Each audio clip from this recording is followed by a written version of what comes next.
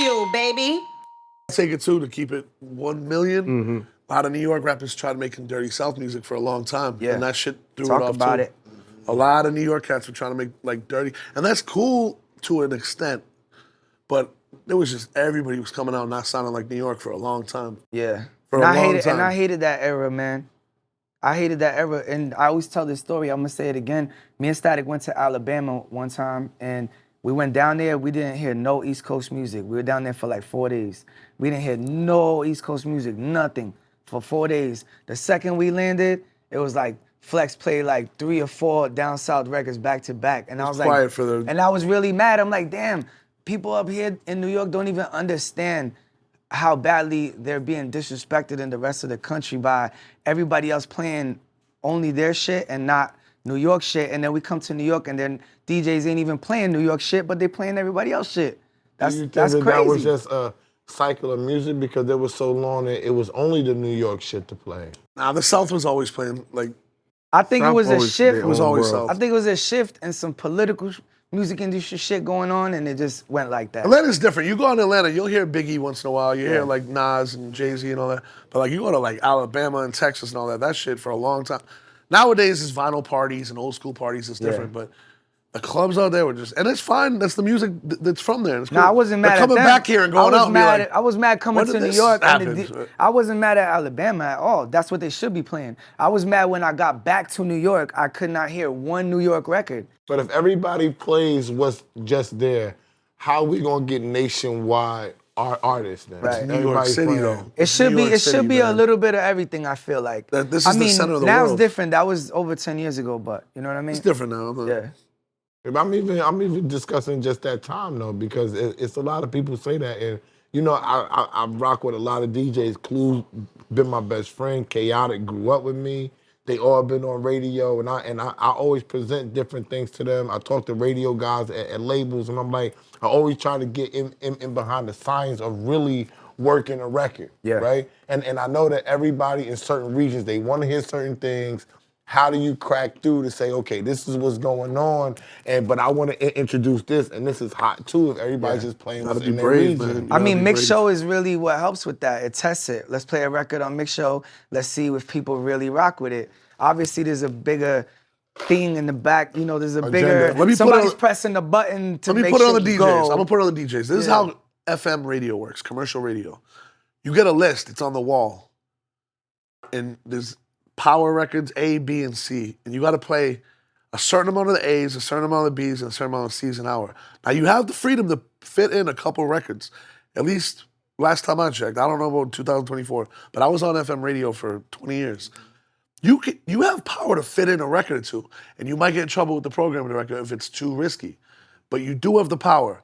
So it's on the DJs to take the risk with certain records. And that's the definition of breaking a record. Period. Now, over at Shade 45, they let us do what we do because the reason we're there in the first place is out of respect for what we bring to the game. So shout out to Ron Mills and Paul Rosenberg.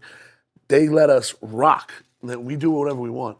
And we got more listeners than any FM DJ ever had. But that's a whole different story. But to keep it real, most of these DJs, to keep it real, to be transparent, 90% of these DJs don't have the free reign to play what they want. They're robots. They have a little envelope every hour to do it. I'm gonna keep it real.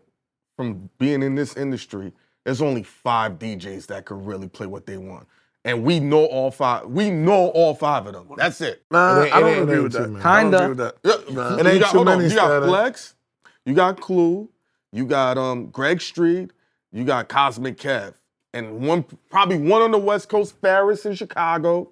That's about it. Nah, bro. Here's why I disagree with that, because I was nobody when I was on FM radio. I was on Hot 97 in Boston. I was on Jammin' 94.5. Jammin's one of the most commercial stations in the world. And I'd have to play certain records. But they'd always give me the little, like I'd say maybe 2 times a half an hour, maybe 2 times an hour. I could fit in wherever I wanted. I'm gonna ask you a real question, Statik, and this ain't being funny. You think that's because you white? That they gave you a little more free reign? Want me to keep it a million? Yeah. When I was at Hot 97 in Boston, I'm not going to say who it was, but shout out to Clinton Sparks and shout out to Chubby Chubb. Salute to Clinton Sparks. Shout out to both of them. But there was a certain person that worked there who didn't want me on the fucking radio because he didn't think I looked the part of this Roxbury radio station. And I fought through it and fought through it and fought through it. And know what I did? I had to fall back for a little while. And know what I did? I bodied every club in the city of Boston to the point where people were calling up like, why isn't Statik on the radio, blah, blah, blah. And shout out to Chubby Chub. He went on tour with Khalees for about, I don't know, 2-3 months. And I filled in all his days, his 5 to 6, the drive time. I filled in for him for a couple months. And then guess the first thing I did when he got back from tour, knowing that I wasn't going to get my own show. The first thing I did, I moved to New York City. And everybody's like, what are you doing? I did it on a whim. I didn't plan it for more than a month. I just moved to New York. I was like, there's no way I'm going to get this kind of airtime again. I felt like I hit the glass ceiling in Boston at the time. Because back then, this is still pre-internet. It wasn't pre-internet, but blog. People were still buying physical mixtapes. People were still outside. It wasn't really no social media yet. I was no like, iPhones, none of that. If I'm going to follow my dream, if I'm going to be a big producer and DJ, I got to get the fuck out of here and move to New York. And I did it, and a lot of people were mad about it. Like, that I was around, they were like, "Are you just gonna do this and not tell us?" It's like, one, you're not my boss, and two, I gotta do this shit. I never chased it. I just did it. I know I just used the word dream, but it was never a dream. It was the plan, and it just always was. From the day I decided I want to be a DJ, November 24th, 1995, I never was like, "Yo, this is my dream." I was like, "Nah, this is what I'm doing with my life." Period. Like there was no plan B ever. I don't even know what the fuck I do without it.